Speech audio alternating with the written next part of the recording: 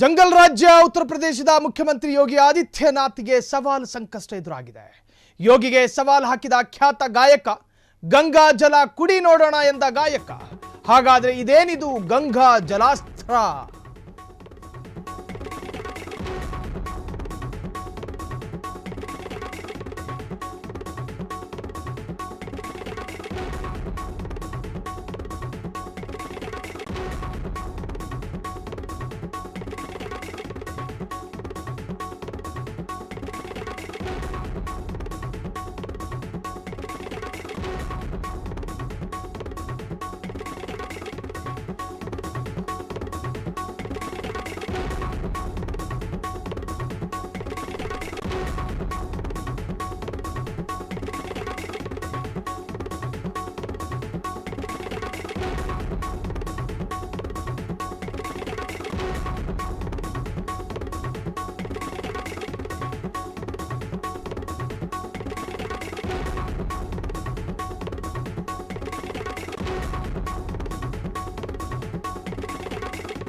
ಶತಮಾನಕ್ಕೊಮ್ಮೆ ನಡೆಯುವಂತಹ ಕುಂಭಮೇಳ ಭಾರತದ ಉತ್ತರ ಪ್ರದೇಶದ ಪ್ರಯಾಗರಾಜ್ನಲ್ಲಿ ಸುದೀರ್ಘ ಮತ್ತು ವಿಶಾಲವಾದ ಆಧ್ಯಾತ್ಮಿಕ ಕುಂಭಮೇಳ ನಡೀತಾ ಇದೆ.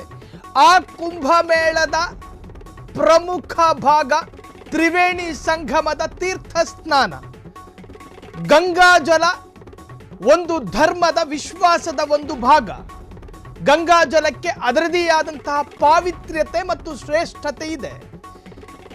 ಗಂಗಾಜಲ ವಿಜ್ಞಾನಕ್ಕೆ ವಿರುದ್ಧವಾಗಿದ್ದೋ ಅಥವಾ ವಿಜ್ಞಾನಕ್ಕೆ ಪೂರಕವಾಗಿದ್ದೋ ಅದು ಡಿಫರೆಂಟ್ ಚರ್ಚೆ. ಆದರೆ ಒಂದು ಧರ್ಮದ ವಿಶ್ವಾಸ ಮತ್ತು ನಂಬಿಕೆಯ ವಿರುದ್ಧ ಯಾರೂ ಕೂಡ ಮಾತನಾಡಬಾರದು. ಅವಹೇಳನಕಾರಿಯಾದ ಮಾತು, ಸೂಕ್ಷ್ಮತೆ ಮತ್ತು ಧಾರ್ಮಿಕವಾದ ನಂಬಿಕೆಗೆ ವಿರುದ್ಧವಾಗಿ ರಾಜಕಾರಣಿಯಾಗಿರಲಿ, ಸೆಲೆಬ್ರಿಟಿಗಳಾಗಿರಲಿ, ಯಾರೇ ಆಗಿರಲಿ, ಮತ್ತೊಂದು ಧರ್ಮದ ಅನುಯಾಯಿಗಳ ಆಚರಣೆಯ ಬಗ್ಗೆ ವಿವಾದಾತ್ಮಕವಾದಂಥ ಹೇಳಿಕೆಯನ್ನು ಕೊಡಬಾರ್ದು. ಸೊ ಈಗ ಗಂಗಾಜಲದ ಬಗ್ಗೆ ಒಂದು ವಿವಾದ ಎದ್ದಿದೆ. ಮೊನ್ನೆಯಷ್ಟೇ ಯೋಗಿ ಆದಿತ್ಯನಾಥ್ ಹೇಳಿದ್ರು, ಕೋಟ್ಯಾಂತರ ಭಕ್ತರು ಮಿಂದೇಳುವಂತಹ ಗಂಗಾಜಲವನ್ನು ಸಂಪೂರ್ಣವಾಗಿ ಮನುಷ್ಯನು ಕುಡಿಯೋದಕ್ಕೆ ಯೋಗ್ಯವಾಗಿದೆ. ಒಂದು ಮಿನರಲ್ ವಾಟರಲ್ಲಿ ಮನುಷ್ಯನ ಆರೋಗ್ಯಕ್ಕೆ ಏರುಪೇರಾದರೂ ಕೂಡ ಮಿನರಲ್ ವಾಟರನ್ನು ಭಾರತದ ಆರೋಗ್ಯ ಇಲಾಖೆ ನಿಷೇಧ ಮಾಡುತ್ತೆ. ಅದರಲ್ಲಿ ಸಂದೇಹ ಬೇಡ. ಕಾರಣ ಮನುಷ್ಯನ ಆರೋಗ್ಯಕ್ಕೆ ಯಾವುದೆಲ್ಲ ಮಾರಕವೋ ಅವುಗಳನ್ನು ಖಂಡಿತವಾಗ್ಲೂ ಕೂಡ ದೇಶದ ಆರೋಗ್ಯ ಇಲಾಖೆ ಅದನ್ನು ತಡೆ ಒಡ್ಡುತ್ತೆ. ಅದರಂತೆಯೇ ಗಂಗಾ ಜಲಕ್ಕೆ ಅದರದೇ ಆದಂತಹ ಪಾವಿತ್ರ್ಯತೆ ಇದೆ. ಅದು ಒಂದು ಧರ್ಮದ ನಂಬಿಕೆ ಮತ್ತು ಅವರ ವಿಶ್ವಾಸ. ಅದಕ್ಕೆ ಯಾವುದೇ ಕಾರಣಕ್ಕೂ ಧಕ್ಕೆಯಾಗಬಾರ್ದು. ಆದರೆ ಏಕಕಾಲಕ್ಕೆ ಕೋಟ್ಯಾಂತರ ಜನ ಅವರು ಧರಿಸಿರುವಂತಹ ಬಟ್ಟೆಯ ಮುಖಾಂತರವಾಗಿಯೇ ಅದರಲ್ಲಿ ಸ್ನಾನ ಮಾಡ್ತಾರೆ. ಆ ಸಂದರ್ಭದಲ್ಲಿ ಅವರ ಬಟ್ಟೆಯಲ್ಲಿರ್ತಕ್ಕಂತಹ ಬ್ಯಾಕ್ಟೀರಿಯಾ ಜೊತೆಗೆ ಕೋಟ್ಯಾಂತರ ಜನರ ಆ ಒಂದು ದೇಹದ ಬೆವರು ಇವೆಲ್ಲವೂ ಕೂಡ ಜಲದಲ್ಲಿ ಮಿಲನ ಆಗೋದ್ರಿಂದಾಗಿ ಅಲ್ಲೊಂದಷ್ಟು ಪರಿಶುದ್ಧತೆಗೆ ಅಡೆತಡೆಯಾಗಬಹುದು. ಬ್ಯಾಕ್ಟೀರಿಯಾಗಳು ನಿಂತ ನೀರಿನಲ್ಲಿ ಉಳಿದುಕೊಳ್ಳೋದ್ರಿಂದಾಗಿ ಮನುಷ್ಯ ಅದನ್ನು ಕುಡಿದ್ರೆ ಆತನಿಗೆ ರೋಗ ಬರುತ್ತೆ, ಸಾಂಕ್ರಾಮಿಕ ರೋಗ ಬರುತ್ತೆ. ಇದು ಹೇಳಿದ್ದು ಯಾವ ಇಲಾಖೆ ಅನ್ನೋದನ್ನು ಹೇಳ್ತೀವಿ. ಆದರೆ ಈಗ ಯೋಗಿ ಆದಿತ್ಯನಾಥ್ಗೆ ಸವಾಲು ಸಂಕಷ್ಟ ಎದುರಾಗಿದೆ. ಯೋಗಿಗೆ ಸವಾಲು ಹಾಕಿದಂತಹ ಖ್ಯಾತ ಗಾಯಕ, ಗಂಗಾಜಲ ಕುಡಿ ನೋಡೋಣ ಎಂದ ಗಾಯಕ, ಕೇಂದ್ರ ಮಾಲಿನ್ಯ ನಿಯಂತ್ರಣ ಮಂಡಳಿಯಿಂದಲೂ ಕೂಡ ಯೋಗಿಗೆ ಮುಖಭಂಗ ಆಗಿದೆ. ಒಂದು ರಾಜ್ಯದ ಮುಖ್ಯಮಂತ್ರಿ ಅತ್ಯಂತ ಜವಾಬ್ದಾರಿಯುತವಾದಂತಹ ಸ್ಥಾನದಲ್ಲಿರ್ತಾರೆ. ಕುಂಭಮೇಳದ ತ್ರಿವೇಣಿ ಸಂಗಮದಲ್ಲಿ ತೀರ್ಥ ಸ್ನಾನ ಮಾಡೋದಕ್ಕೆ ಬೇರೆ ಬೇರೆ ರಾಜ್ಯಗಳಿಂದ ಜನ ಬರ್ತಾರೆ. ಅದವರ ನಂಬಿಕೆಯ ಭಾಗ.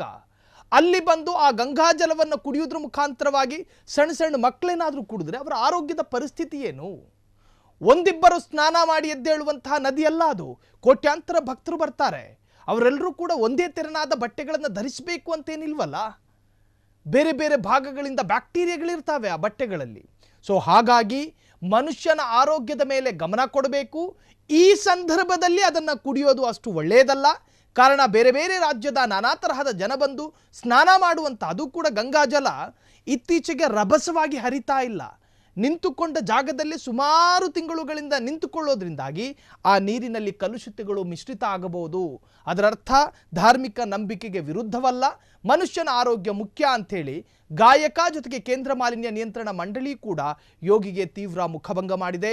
ಮಲದಿಂದ ಕೂಡಿದೆ ಗಂಗಾಜಲ ಎಂದ ಗಾಯಕ, ಮಲದ ಬ್ಯಾಕ್ಟೀರಿಯಾ ಮನುಷ್ಯನಿಗೆ ಕಂಟಕವಾಗುತ್ತೆ, ಹಾಗಾಗಿ ಸಿಎಂ ತಮ್ಮ ಹೇಳಿಕೆಯನ್ನು ಹಿಂತೆಗಿಬೇಕು, ಕೋಟ್ಯಾಂತರ ಭಕ್ತರ ಮಿಂದೆದ್ದ ಜಲ ಪವಿತ್ರವೇ ಎನ್ನುವಂಥ ಪ್ರಶ್ನೆ ಹಾಕಿದ್ದಾರೆ.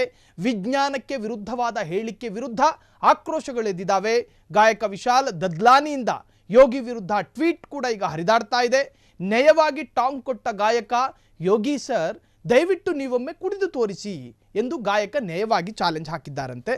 ಒಟ್ಟಾರೆ ಈಗ ಸಿಎಂ ಯೋಗಿ ಆದಿತ್ಯನಾಥ್ಗೆ ಜಲಾಸ್ತ್ರ ಕಂಟಕ ಕಾಡ್ತಾ ಇದೆ. ಕ್ಷಣ ಕ್ಷಣದ ಸುದ್ದಿಗಳಿಗಾಗಿ ಫ್ರೀಡಂ ಟಿವಿ ಸಬ್ಸ್ಕ್ರೈಬ್ ಮಾಡಿ, ಲೈಕ್ ಮಾಡಿ ಹಾಗೂ ಫಾಲೋ ಮಾಡಿ.